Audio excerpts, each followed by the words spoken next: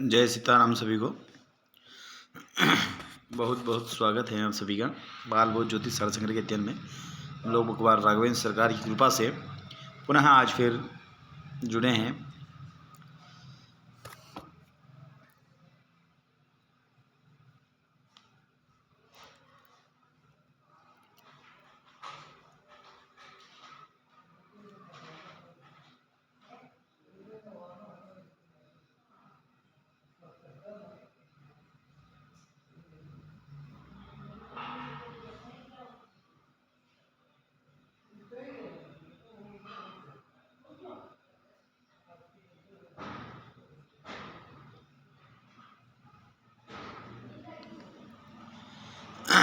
जय सीताराम। हम लोग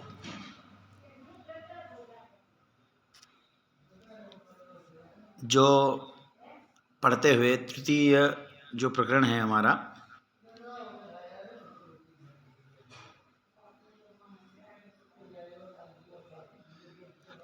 तृतीय प्रकरण का तात्पर्य है मुहूर्त प्रकरण में हम लोग पढ़ रहे थे।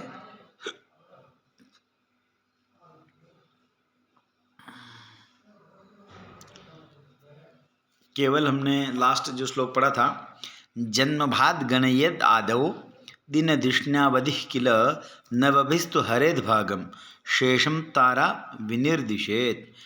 जैसे पिछली कक्षा में पढ़ा था कि शुक्ल पक्ष में जो चंद्रमा बलि होता है और कृष्ण पक्ष में तारा बलि होता है, तो वही तारा ज्ञान के बारे में अब चर्चा कर रहे हैं कि जन्मभाद गणयेद आदौ, जन्म नक्षत्र से दिन के नक्षत्र गिने। जन्मभाद गणयेद आदौ दिन धिष्ण्यावधि किल नवभिस्तु हरेद भागम, नवभिस्तु हरेद भागम शेषम तारा विनिर्दिशेत। और गिरने के बाद 9 से भाग देना है, फिर जो शेष रहे उससे तारा जानना चाहिए। जैसे जन्म तारा द्वितीया च षष्ठी चैव चतुर्थिका अष्टमी नवमी तारा षड्ज तारा शुभा वहा। फिर क्या है कि जो जन्म तारा और दूसरा जन्म तारा यानी पहला जन्म तारा पहला, दूसरा, छठा, चौथा, आठवां, नवा, ये 6 तारा शुभ जानना चाहिए। यानी कि प्रथम, द्वितीय, तो जन्म तारा द्वितीया च, जन्म तारा और 2 नंबर दूसरे नंबर का तारा, शेष 1 बचने पर जन्म तारा, शेष 2 बचने पर 2 तारा, शेष 6 बचने पर षष्ठी 6ठे नंबर का तारा, और चैव चतुर्थिका और 4 बचने पर चौथे नंबर का तारा, और अष्टमी नवमी तारा 8 बचने पर अष्टमी तारा, और 0 बचने पर, कुछ भाग शेषफल नहीं बचने पर 9 तारा, क्योंकि 9 का भाग देंगे तो 9 तो बचेगा नहीं। तो 0 बचने पर नवमी तारा षट्च तारा शुभा वहा। ये 6 तारा शुभ है, 1 2 4 6 8 और 9। प्रथम, द्वितीय, चतुर्थ, षष्ठ, अष्टम और नवम, ये तारा हमेशा शुभ है। और यद्यपि बलवांश चंद्रो मुनिभि कथित शुभ शमयति तथा दूरितम त्रिपंच सप्त वर्जिता तारा। फिर कह रहे हैं कि यद्यपि बलवान चंद्रमा मुनियों ने शुभ कहा है, यानी कि बलवान चंद्रमा हो और तारा कोई भी हो तो वह शुभ कहा है, तथा दोषों को दूर करता है। तारागत जो दोष हैं उसको दूर कर देता है, इसीलिए हमेशा चंद्र शुभ लेना चाहिए। तारा अशुभ भी होगा तो उसी की चर्चा नहीं है मुहूर्त में कहीं भी तारा की, इसीलिए नहीं है, क्योंकि चंद्र, अगर चंद्र का विचार कर लीजिए, अगर चंद्र शुद्ध है, चंद्र शुभ है, तो तारा का जो तारा जनित जो दोष है वह स्वतः समाप्त हो जाता है। तथा तीसरा, पांचवा, सातवां तारा वर्जित है। तीसरा, पांचवा और 7वां तारा जो है यह वर्जित कहा है। ठीक है, यह बिल्कुल निषेध है। चंद्र शुभ होने पर भी 3 5 7 जो तारा, यानी 3 5 अपने नक्षत्र से 3 5 7 नक्षत्र जो है वह वर्जित है। यही तारा है, यही तारा का ज्ञान है। तारा यानी नक्षत्र। ठीक है, अब जो हम लोग पढ़ रहे हैं स्त्री वस्त्र धारणम, अगला जो प्रकरण में जो मुहूर्त दिया है वह स्त्री वस्त्र धारणम। सबसे पहले जो है मुहूर्त प्रकरण में, मुहूर्त प्रकरण का जो पहला मुहूर्त जो दिया है वह वस्त्र धारण का दिया है। वस्त्र धारण में फिर आज भी जो वर्तमान में कहते हैं कि लेडीज़ फर्स्ट, वही नियम मेरे हिसाब से उनको पता था नारायण प्रसाद मिश्र जी को कि महिला पहले, महिला प्रथम, तो उन्होंने पहले स्त्री वस्त्र धारण की बात कही। और पहला जो श्लोक दिया है मुहूर्त का, वह स्त्री वस्त्र धारण के लिए, स्त्री को जो नए वस्त्र धारण करने चाहिए वो कब, किन नक्षत्र में, किन वार में करने चाहिए, वह बता रहे हैं। तो हस्तदीपंचकेश्विन्याम धनिष्ठायाम च पूषणी और गुरौ शुक्रे बुधे वारे धार्यम स्त्रीभिर नवांबरम। हस्तादि पंचकेश्व्याम अश्विन्याम, है ना, लिखा है कि हस्त से 5 नक्षत्र, हस्त, चित्रा, स्वाति, विशाखा और अनुराधा। हस्त आदि पंचके, हस्त से हस्त, चित्रा, स्वाति, विशाखा, अनुराधा, ये 5 है। और अश्विन्याम धनिष्ठायांच, अश्विनी, धनिष्ठा च पूषणी, धनिष्ठायांच पूषणी, धनिष्ठा और जो पूषा जिसके देवता हैं वह पूषा रेवती, ये जो है पूषणी, ये नक्षत्र हैं। कितने हैं? 5, एक अश्विनी 6, धनिष्ठा 7 और रेवती 8 नक्षत्र कहे हैं। हस्तादि पंचकेश्विन्याम धनिष्ठायांच पूषणी गुरौ शुक्रे बुधे वारे, क्या कहा है? गुरौ शुक्रे बुधे वारे धार्यम स्त्रीभिर नवंबरम। गुरु, शुक्र और बुधवार के दिन स्त्रियों को नववस्त्र धारण करना चाहिए। जब नए वस्त्र की चर्चा होती है तो नए वस्त्र कब धारण करना चाहिए? तो वार हो गुरु, शुक्र, बुध और इनमें इन 8 नक्षत्रों का योग हो। हस्तादि पंच नक्षत्र हो, हस्त, चित्रा, स्वाति, विशाखा और अनुराधा, और अश्विनी, धनिष्ठा और रेवती, ये 8 नक्षत्र हो, और बुध, गुरु और शुक्र में से कोई वार हो तो स्त्रियों को नए वस्त्र धारण करने चाहिए। ठीक है। फिर दूसरा जो है वो पुरुष वस्त्र धारणम, कि पुरुषों को कब करना चाहिए। अब वार तो शुभ वार है ही है, वार तो शुभ वार आपको लेना ही है। शुभ वार वही है, गुरु, शुक्र और बुध। चंद्र भी हैं, चंद्र शुभ है पर वस्त्र के लिए नहीं है। हमारे राजस्थान में भी एक लोकोक्ति है, दोहा चलता है कि सोम जले मंगल फटे शनि चोर ले जाए। अगर नया वस्त्र धारण करते हैं तो सोम जले मंगल फटे शनि चोर ले जाए। तो सोम, मंगल और शनि को तो हमारे भी लोकोक्तियों में कहा है कि नया वस्त्र धारण नहीं करना चाहिए। सोमवार को जल जाता है, मंगल फटे, मंगलवार को जल्दी फट जाता है। सोम जले मंगल फटे शनि चोर ले जाए। अगर शनिवार को नया वस्त्र धारण करते हैं तो कोई चोर ले जाता है, गुम जाता है, ऐसा। तो इसीलिए यहाँ जो वार दिए हैं गुरु, शुक्र और बुध दिए हैं। सबसे श्रेष्ठ जो है वो शुक्र है। शुक्रवार को नए वस्त्र धारण करना शुभदायक है। फिर यह नक्षत्र है। अब पुरुषों के लिए चर्चा कर रहे हैं कि लग्नम मीनश्च कन्या च मिथुनम च वृषशुभः पूषा पुनर्वसुद्वन्द्वे, पूषा पुनर्वसुद्वन्द्वे रोहिणी उत्तरभेषु च, रोहिणी उत्तरभेषु च। तो अब यहाँ जो चर्चा करी है वह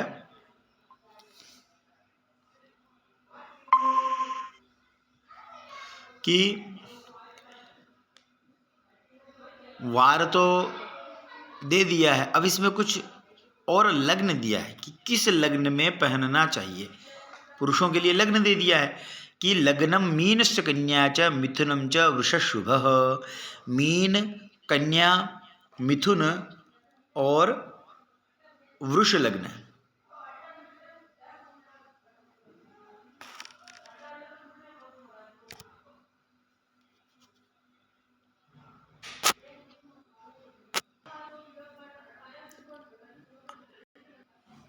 अब जो लग्न बता रहे हैं पुरुषों के लिए लग्न बता दिया है कि लग्नम मीनश्च कन्या च मिथुनम च वृषशुभ पूषा पुनर्वसुद्वंदे रोहिणी उत्तरभेषु च।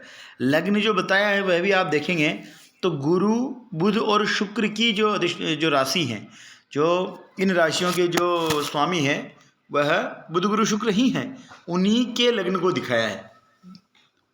कि अगर लग्न आपको कभी मुहूर्त नए वस्त्र धारण के लिए मुहूर्त पूछा जाए तो किस लग्न में बताना है।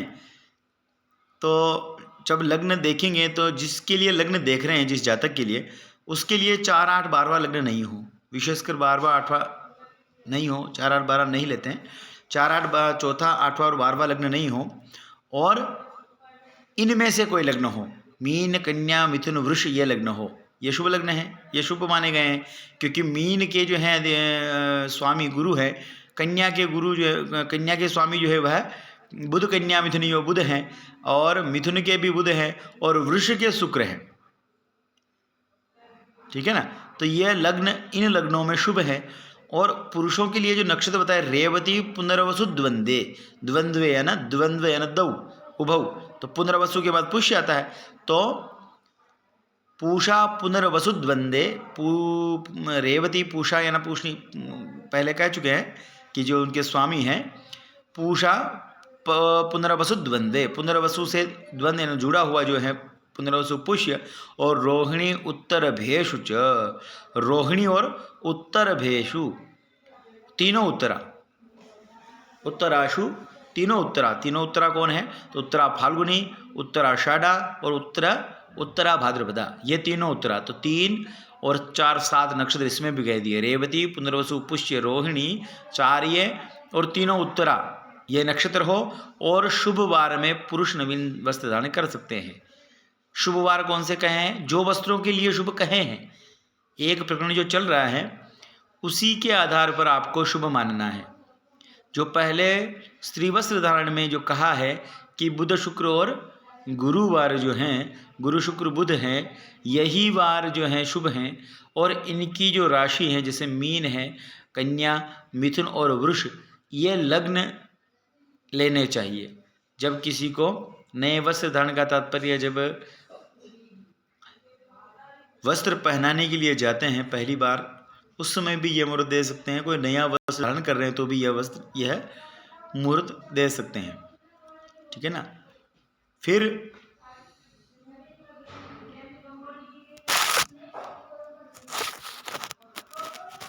अब जो है अगला, अब जो वार निषेध किए हैं ना, उनके लिए चर्चा कर रहे हैं। सूर्ये चाल्प धनम वृण, शशि दिने क्लेश सदा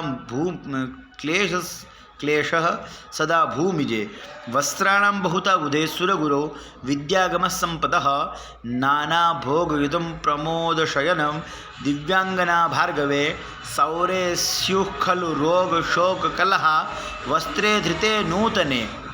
इससे पहले मैंने आपको लोकोक्ति जो है, राजस्थान में एक लोकोक्ति है वो बताई थी कि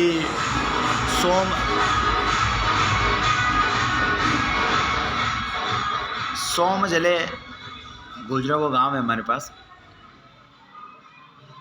एक पूरी एक और डाबरा है, वो पूरे गुजरों का है। तो स्वाभाविक है ऐसे संगीत में माहौल बना रहता है। तो हम लोग चर्चा कर रहे थे कि जो वार बताए हैं, शुक्र, गुरु और बुध, सभी वारों का फल बता रहे हैं वस्त्र में कि वहाँ वो शुभ है और अन्य अशुभ है। कैसे? तो सूर्य चाल्प धनम वृण, सूर्य च अल्प धनम वृण, शशि दिने क्लेश सदा, शशि दिने, सूर्य चाल्प धनम वृण शशि दिने क्लेश सदा भूमिजे, कि रविवार के दिन अगर वस्त्र धारण करें तो अल्प धन, थोड़ा धन प्राप्त होता है। और थोड़े धन में संतोष आज नहीं है, संतुष्टि नहीं है, इसीलिए तो रवि अशुभ है। रवि सामान्य है, ऐसा है, रवि जो है वस्त्र धारण के लिए सामान्य है, न अशुभ है और न अत्यंत शुभ है, वो सामान्य है। थोड़ा धन तो मिलेगा, नुकसान नहीं है, इसीलिए वो सामान्य है। कि सूर्य चाल्प धनम व्रण शशि दिने, और सोमवार को वस्त्र दान करने से व्रण उत्पन्न होता है। ठीक है। फिर क्लेश सदा भूमिजे, और मंगलवार के दिन अगर नए वस्त्र धारण किए जाए तो क्लेश उत्पन्न होता है। वस्त्राणाम बहुता बुधे, वस्त्राणाम बहुता बुधे, और बुधवार को नवीन वस्त्र धारण करने से बहुत सारे वस्त्र प्राप्त होते हैं। बहुता बुधे, बुधवार के दिन नए वस्त्र धारण किए तो नए नए वस्त्र बहुत सारे मिलते हैं, प्राप्त होते हैं, यानी कि नए वस्त्र पहनने को मिलते हैं बार बार। और सुरगुरौ विद्यागम संपदः, और सुरगुरु, सुरगुरु कहते हैं देवताओं के गुरु, है ना, बृहस्पति को। और बृहस्पति को धारण करने से विद्या और धन की प्राप्ति जानना चाहिए। विद्या, विद्यागम संपदः, विद्या की प्राप्ति और संपदः यानी धन की प्राप्ति होती है गुरुवार के दिन पहनने से। और नाना भोग युतम प्रमोद शयनम, नाना भोग युतम प्रमोद शयनम दिव्यांगना भार्गवे, और शुक्रवार को धारण करने से नाना प्रकार के भोगों सहित आनंद और दिव्यांगनाओं से प्रीति होती है,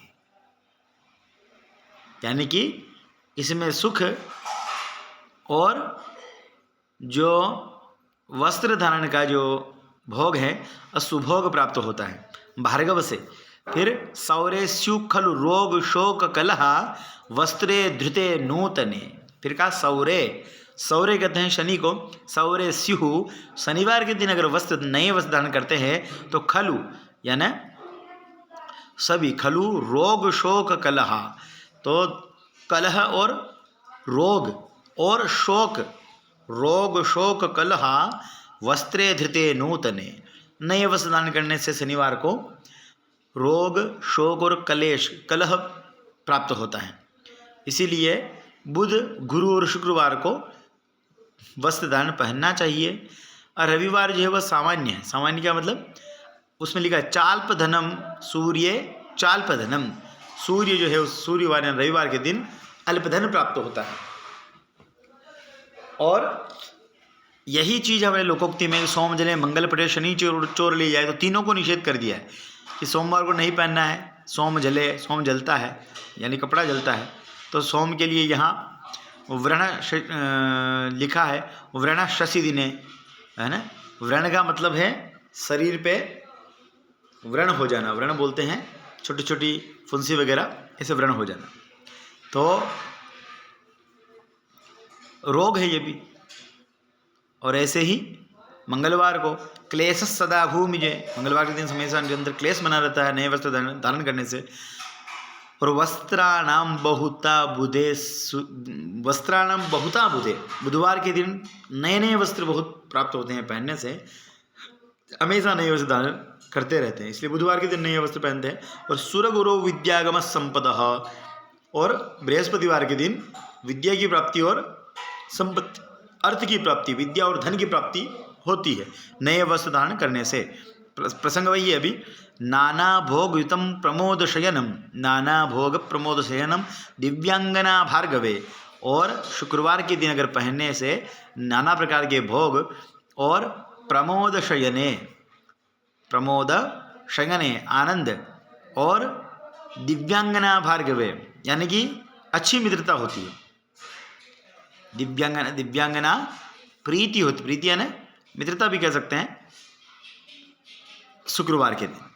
और सौरे शुक्ल रोग शोक कलह वस्त्रे धृते नूतने, शनिवार के दिन रोग शोक और कलह प्राप्त होता है नूतन वस्त्र धारण करने से। इसीलिए सोम मंगल और शनिवार को बिल्कुल निषेध है कि नए वस्त्र धारण नहीं करने चाहिए।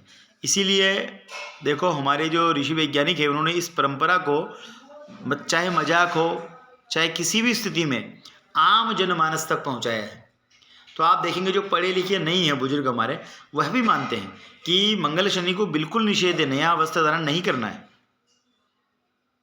वो नहीं करते हैं मंगल शनि को। हमारे यहाँ क्या है, हर एक चीज़ को जो जिसमें वैज्ञानिकता है, जिसमें विशिष्टता है, उसको एक व्रत या त्योहार या किसी विशेष पर्व के नाम से रच दिया गया है। तो उससे क्या है, जो सामान्य जनमानस है उस प्रवृत्ति में जुड़ गए हैं। मान लीजिए अभी जो शीतला सप्तमी निकली है, या आज कहीं मान रहे हैं, कहीं कल मानेंगे शीतला सप्तमी, कहीं कल मान चुके हैं।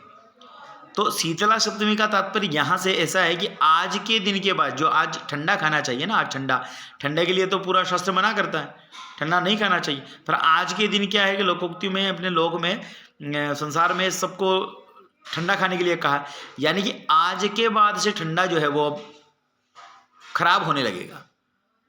अब यहीं से गर्मी स्टार्ट हो जाएगी, टेम्परेचर यहाँ से निरंतर बढ़ेगा, निरंतर बढ़ेगा तो जो रात का जो ठंडा भोजन है वह खराब हो जाएगा। इसीलिए आज जो खाना है वह खा लें, इसके बाद आप रात का भोजन नहीं खा पाएंगे।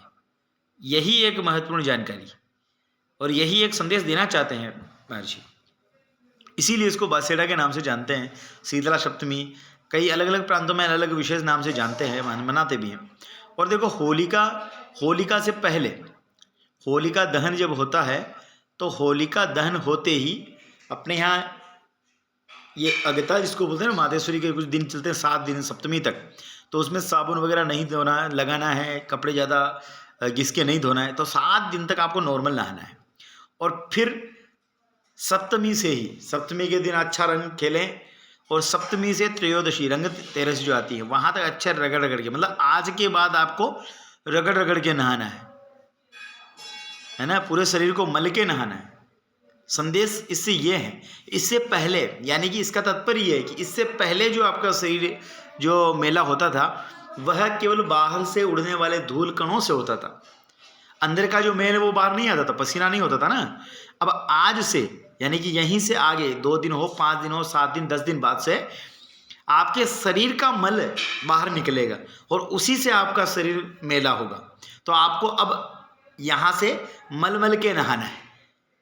तो इसीलिए उसको रंग में डाल करके रंग की होली और ऐसा सामान्य जन तक बात पहुंचाने के लिए, बाकी ऐसे अगर कोई बैठ के कहता भाई होली के बाद आप ऐसे रगड़ रगड़ के अच्छे नहाना, तो कोई नहीं नहाता।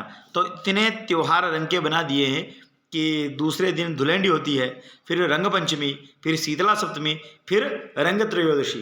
तो इतने दिनों तक आप होली खेलेंगे तो रंग अच्छा खासा जम जाएगा शरीर में।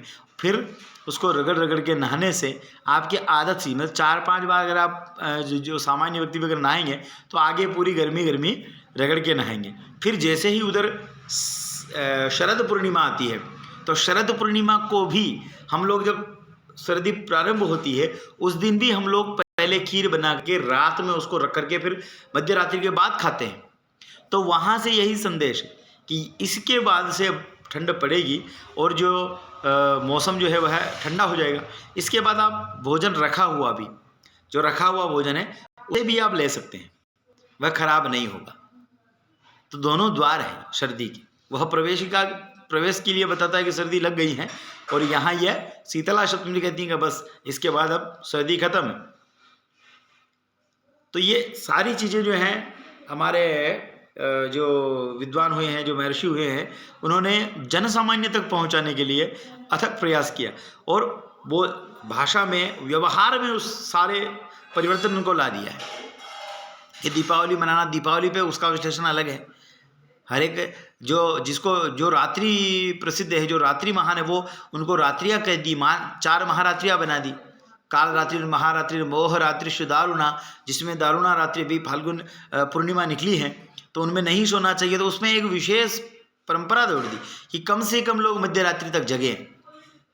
और होलिका दहन रात्रि का ही निशीत काल या फिर प्रदोष काल के बाद का रख दिया। यही मतलब इसके हर एक पर्व, हर एक त्यौहार के पीछे बहुत बड़ा वैज्ञानिक है। हमें सब चीज़ विचार करना चाहिए। अब तो बहुत एडवांस जो है ज़माना है, हमें सब लोग अगर उसी परंपरा से चलते रहेंगे तो रूढ़िवादी कह के पीछे धकेल देंगे और हमारा बोलने का नाम भी नहीं आएगा। हमें ये सब एडवांस सोच के पढ़ना चाहिए। अस्तु, ये सब वस्त्र, हम लोग वस्त्र धारण की विधि पढ़ रहे थे। रक्त वस्त्रम स्त्रिया भौम दिने धार्यम। फिर भी इतना कहने के बाद देखो, वार्तिक जैसे लिखते हैं ना, ऐसे एक अपवाद लिख दिया है कि रक्त वस्त्रम स्त्रियाम भौम दिने धार्यम, कि लाल रंग के वस्त्र मंगलवार के दिन स्त्रियों को धारण करना चाहिए। अगर लाल वस्त्र हो तो मंगलवार के दिन भी धारण किया जा सकता है। यह एक अपवाद डाल दिया है ना, कि रक्त वस्त्रम स्त्रिया भौम दिने धार्यम। लाल वस्त्र अगर हो तो स्त्रियां जो है वह मंगलवार के दिन भी पहन सकती है। दिने अपि, दिन भी, हाँ, धार्यम, पहन सकती है। ठीक है, तो ये मोटा मोटी हैं। और सरल, इसको सरलता में मैं आपको एक लाइन में समझा देता हूँ अपनी ही भाषा में कि सोम जले मंगल फटे शनि चोर ले जाए, इतना कहा है। और दिन जो पहले कपड़े वो चल सकते हैं, बाकी इन तीनों दिन बिल्कुल निषेध है, सोमवार, मंगलवार और शनिवार। ठीक है, आज तो फिर आगे बढ़ते हैं। अगला जो मुहूर्त है वो देव प्रतिष्ठादि मुहूर्त। अब देव प्रतिष्ठादि मुहूर्त का प्रकरण दिया है कि देव प्रतिष्ठा में क्या क्या देखना चाहिए, क्या ग्राह्य करना चाहिए, इसकी विधि बता रहे हैं। तो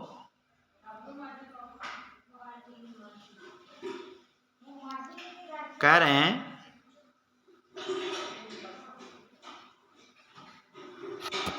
कि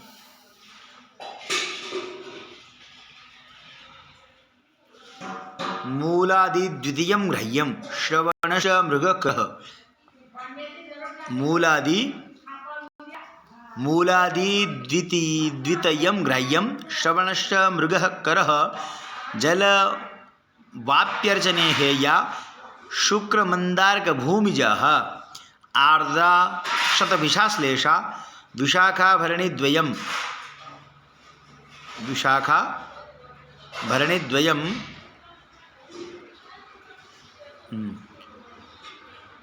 और त्याज्या च द्वादशी रिक्ता षष्ठी चंद्रक्षय अष्टमी प्रतिपच्य तिथिर्वारो त्याज्यौ शनिकुजौ तथा मूर्ति देव प्रतिष्ठा स्यात् स्थिर लग्नोत्तरायणे। अब एक ही श्लोक में आपको देव प्रतिष्ठा का मुहूर्त निकालने की विधि बता दी है कि देव प्रतिष्ठा कब करना चाहिए। तो स्थिर लग्न उत्तरायणे, स्थिर लग्न लेना चाहिए। अब स्थिर लग्न कौन सा है, जो पढ़े हैं थोड़ा बहुत उनको पता है कि जो 12 राशि बताई थी, मेष वृषभ मिथुन कर्क सिंह कन्या तुला वृश्चिक धनु मकर कुंभ मीन, तो ये 12 राशि अपने को हिसाब उंगलियों पे रखना है। जो प्राचीन लोग कहते थे ना, उंगलियों पे गिन के पूरा गणित जो है इन 10 उंगलियों पर रखते थे, तो वही विधि है कि आपको ऐसे मेष वृषभ मिथुन कर्क सिंह कन्या तुला वृश्चिक धनु मकर कुंभ और मीन गिनना है। फिर क्रम से चर स्थिर द्विस्वभाव, चर स्थिर द्विस्वभाव, चर स्थिर द्विस्वभाव, ऐसे तीन के क्रम से चर स्थिर द्विस्वभाव की संज्ञा है। यानी कि मेष चर है, चर वृषभ स्थिर है और मिथुन जो है वो द्विस्वभाव है। ऐसे ही फिर आगे क्रम से कर्क जो है वह चर है, सिंह है वह स्थिर है और कन्या जो है द्विस्वभाव। तो आप देखेंगे 1 4 फिर 10, ये जो है मेष वृषभ मिथुन कर्क 4, मेष और 4 1 4 सिंह कन्या तुला 7 वृश्चिक धनु और 10, यानी कि 1 4 7 10, 1 4 7 10 जो ये है यह चर है। यानी कि मेष कर्क तुला और मकर, ये 4 राशियां चर संज्ञक हैं। और वृषभ सिंह वृश्चिक और कुंभ, ये 4 राशियां हैं स्थिर संज्ञक। मिथुन कन्या धनु और मीन, ये जो 4 राशियां ये है द्विस्वभाव की राशियां। द्विस्वभाव का मतलब है दोनों स्वभाव है, चर भी हैं और स्थिर भी हैं। चर के पास का चर और स्थिर के पास का स्थिर जॉइंट है ना। जैसे मीन है तो एक भाग कुंभ को स्पर्श करता है और एक भाग मेष को स्पर्श करता है। तो मेष जो है चर है, तो मीन का अंतिम जो भाग है वह चर है, और जो कुंभ को स्पर्श करता है ना आदि का जो भाग है वह स्थिर है। कुंभ स्थिर है तो स्थिर के पास वाला भाग जो है वो स्थिर का है, चर के भाग वाला जो हिस्सा है मीन का वह चर का है, ऐसा मानना चाहिए। इसीलिए वो दोनों स्वभाव, द्विस्वभाव में दोनों स्वभाव की है, चर स्थिर उभय स्वभाव वाली है। ठीक है। और फिर मूला, अब आगे हम लोग बात करते हैं कि वह स्थिर लग्न की हम लोग चर्चा कर रहे थे। इसमें स्थिर लग्न है वृषभ सिंह वृश्चिक और कुंभ, ये चारों स्थिर लग्न है। तो ये स्थिर लग्न लेना चाहिए। और रविर उत्तरायणे, रवि जब उत्तरायण में हो, उत्तरायण में कब आता है? उत्तरायण में कब आता है? मकर से। अभी जो मकर संक्रांति निकले ना, यहीं से रवि उत्तरायण में हुए हैं। यह फोन से परेशान हो गया यार, और कुछ नहीं हुआ।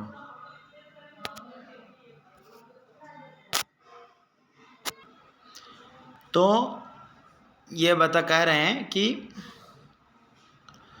मूलादि द्वितीयम, मूल नक्षत्र और पुनर्वसु नक्षत्र, मूल आदि द्वितीय, मूल आदि में हो उससे अगला द्वितीय, तो मूल और अश्विनी भरणी कृतिका रोहिणी मृगशिरा आधा पुनर्वसु पुष्य, तो मूल और लिखा है फिर आदि द्वितीयम, आदि यानी पहले कहें पुनर्वसु और पुष्य, फिर ग्राह्यम, इनको ग्रहण करना है, फिर श्रवण, श्रवणश्च मृगः करः, श्रवणश्च मृगः करः, करः यानी हाथ, और हाथ से नाम का एक नक्षत्र है हस्त, हस्त यानी हाथ, करः यानी हाथ, ऐसा रीजनिंग है, इसमें समझना चाहिए कि मूलादि द्वितीयम ग्राह्यम श्रवणश्च मृगः करः, तो श्रवण और मृगशिरा नक्षत्र और करः यानी हस्त, कर यानी हाथ होता है, तो हस्त नक्षत्र,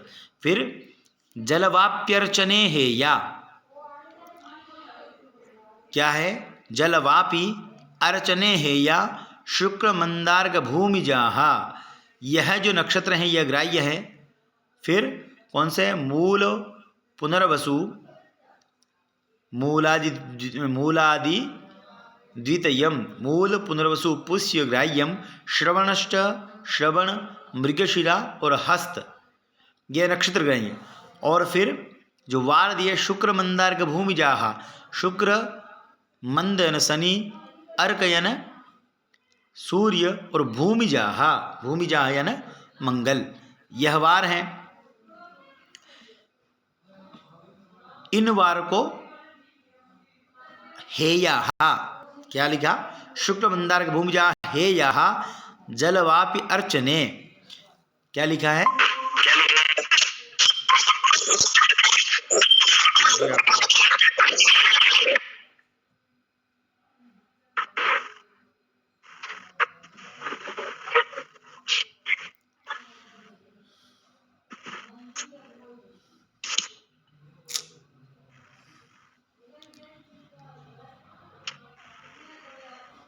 माइक अपना बंद रखें।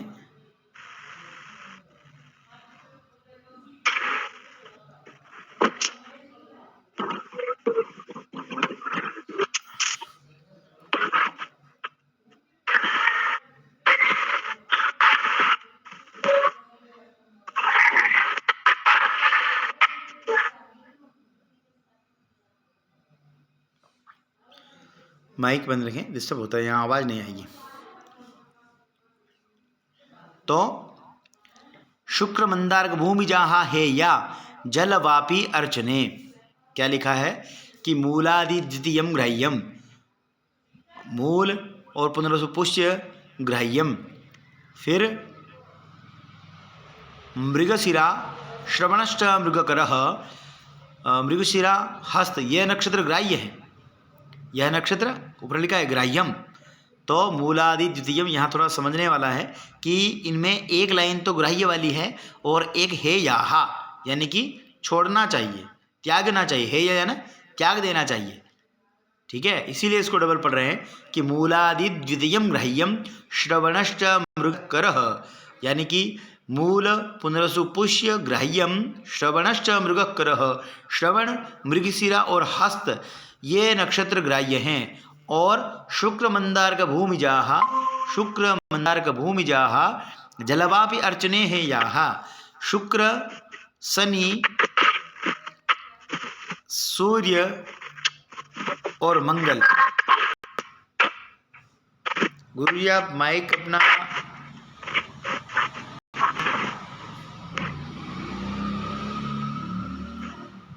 नेटवर्क दिक्कत कर रहा है शायद आपके, बार बार डिस्कनेक्ट हो रहा है, बार बार जुड़ रहे हैं।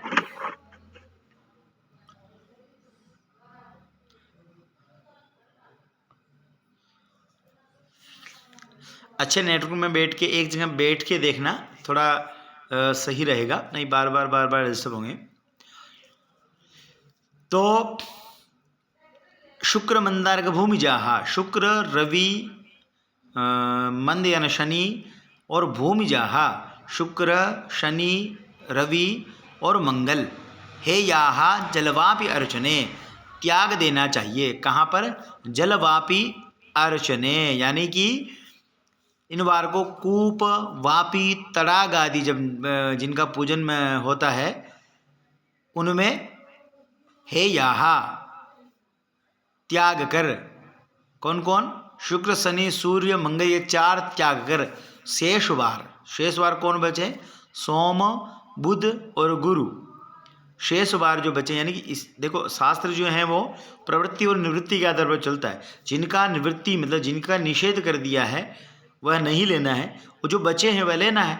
तो यहाँ कह नहीं रहे हैं कि मतलब क्या लेना है, तो वह समझना है कि जलवापी अर्चने है यहाँ। तो जल मतलब जब कूप बावड़ी होद तड़ाग आदि तालाब इत्यादि का जब मुहूर्त होगा पूजन में, तो उनमें शुक्र शनि सूर्य और मंगल इन 4 वार को छोड़ करके अन्य 3 शुभ वार हैं उन्हें ग्राह्य करना है। और मूल पुनर्वसु पुष्य श्रवण मृगशिरा और हस्त इन नक्षत्रों को और बुध गुरु और चंद्र इन वारों को लेना चाहिए। किस समय में? तो भूमि तड़ागादि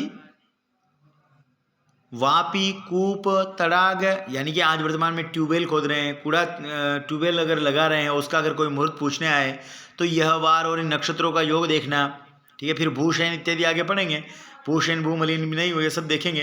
तो ये सब देख करके आगे विचार करके देना, ये सब मैच हो तभी वह मुहूर्त है, ठीक है।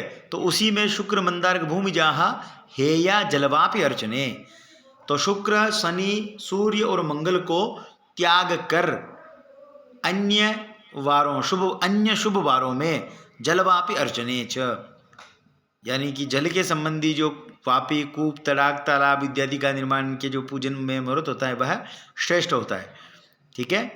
फिर आगे आर्द्रा शतभिषा श्लेषा विशाखा भरणी द्वयम, आर्द्रा शतभिषा आश्लेषा और भरणी द्वयम, भरणी और कृतिका, भरणी द्वयम भरणी और कृतिका।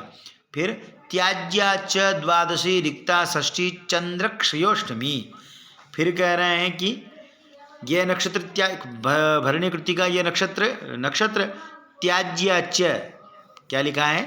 त्याज्य च और द्वादशी रिक्ता षष्ठी चंद्रक्षयोष्टमी और द्वादशी और रिक्ता तिथि, द्वादशी और रिक्ता तिथि। रिक्ता कौन है?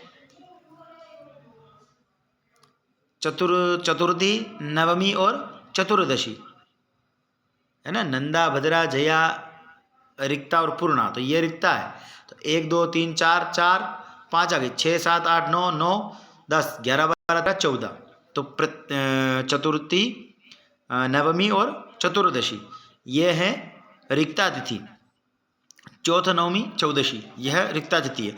तो द्वादशी और रिक्ता, फिर षष्ठी चंद्रक्षयोष्टमी, फिर क्या है? षष्ठी तिथि, फिर चंद्रक्षय। चंद्रक्षय किसमें रहता है?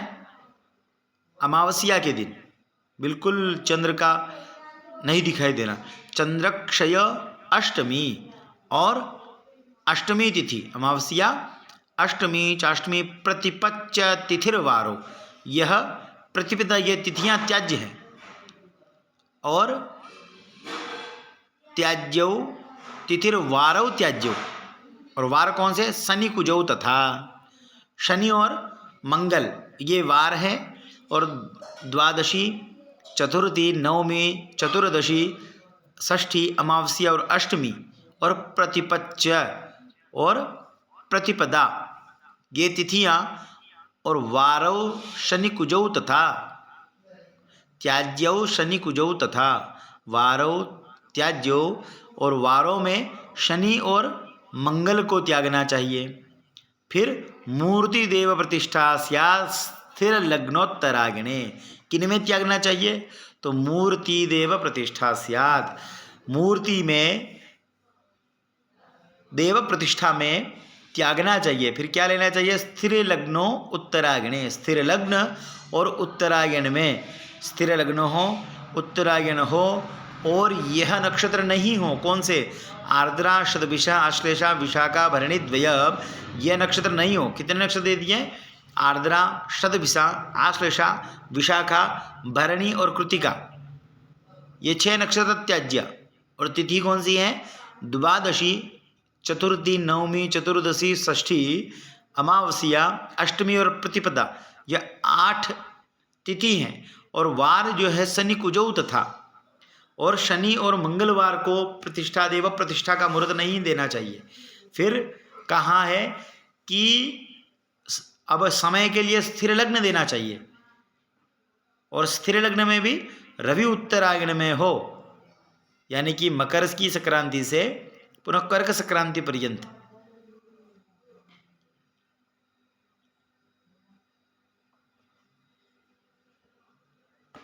है ना?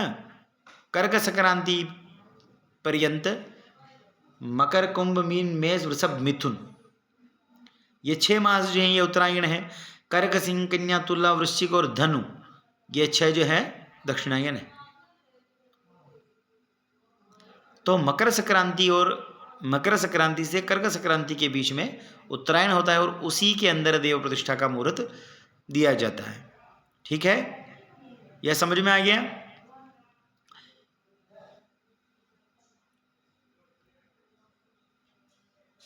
समझ में आया? नहीं आया?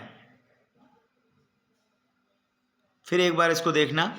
अब इतना ही, क्योंकि ये जो लास्ट का जो विषय है आपका देव प्रतिष्ठा का, इसको एक बार और गौर करके पढ़ लेना कि मूलादि द्वितीयम ग्राह्यम, कि इसमें जो कहे हैं पहले श्लोक में, पहली लाइन जो कही है, मूल, पुनर्वसु, पुष्य, श्रवणश्च मृगखरः, श्रवण, मृगशिरा और हस्त, ये ग्राह्य है नक्षत्र। यह नक्षत्र किसमें? कूप, वाप, जलवापी अर्चने च, यानी कूप, तालाब, बावड़ी, कुआं इत्यादि में यह ग्राह्य है। पर हे यहाँ शुक्र मंदार का भूमि जहाँ, हे यह है शुक्र, शनि, रवि और मंगल, यह बात होगी ऊपर तालाब इत्यादि की, बावड़ी, कुआं खोदने की। फिर आर्द्रा जो अगला जो श्लोक है 21वां, वहीं से देव प्रतिष्ठा की बात चर्चा कर रहे हैं कि आर्द्रा, शतभिषा, श्लेषा, विशाखा, भरणी द्वयम, कि आश्लेषा, शतभिषा, आश्लेषा, विशाखा और भरणी और कृतिका, ये 6 नक्षत्र क्या है? त्याज्या, लिखा आगे, त्याज्या और च, और द्वादशी, रिक्ता, षष्ठी, चंद्र, क्षयोष्टमी, प्रतिपद, यहाँ तक लिखा है। ये और के अंतर्गत आ गए ना। फिर इन नक्षत्रों को त्याग करके और भी द्वादशी तिथि बता रहे हैं ना, द्वादशी, रिक्ता तिथि और षष्ठी, चंद्रक्ष, अमावस्या और अष्टमी और प्रतिपदा, यह भी त्याज्य हैं। फिर लिखा च तिथिर्वारौ, और तिथि और ये वार भी त्याज्यौ। कौन से वार? शनि कुजौ तथा, शनि और मंगल को भी वर्जित कहना चाहिए, त्याग करके इनसे पृथक नक्षत्र, इनसे पृथक अन्य वार लेने चाहिए, शुभ वार, और देव प्रतिष्ठा स्यात्, किन में लेना चाहिए? तो मूर्ति देव प्रतिष्ठा स्यात्, फिर स्थिर लग्नोत्तरायणे, और उसमें समय क्या होना चाहिए? तो स्थिर लग्न लेना चाहिए, और उत्तरायण का रवि हो, रवि उत्तरायण हो तब लेना चाहिए। इसमें और आगे आगे आगे जब चर्चा करेंगे तो गुरु शुक्र अस्त भी आएगा कि गुरु शुक्र के अस्त होने पर भी यह शुभ कर्म, प्रतिष्ठा इत्यादि कर्म नहीं होता है। पर अभी मोटा मोटी जो समझा रहे हैं उसमें समझते चलें, यह समझ में आ जाएगा तो आगे धीरे धीरे अस्त उदय का भी जो समय है वह समझ में आ जाएगा। ठीक है, अस्तु इतना बहुत है आज के लिए, और आगे कल हम लोग जो विधि हैं गृहारंभ में भूमि शयन, फिर डायरेक्ट वास्तुकर्म मुहूर्त का जो है वह पढ़ेंगे।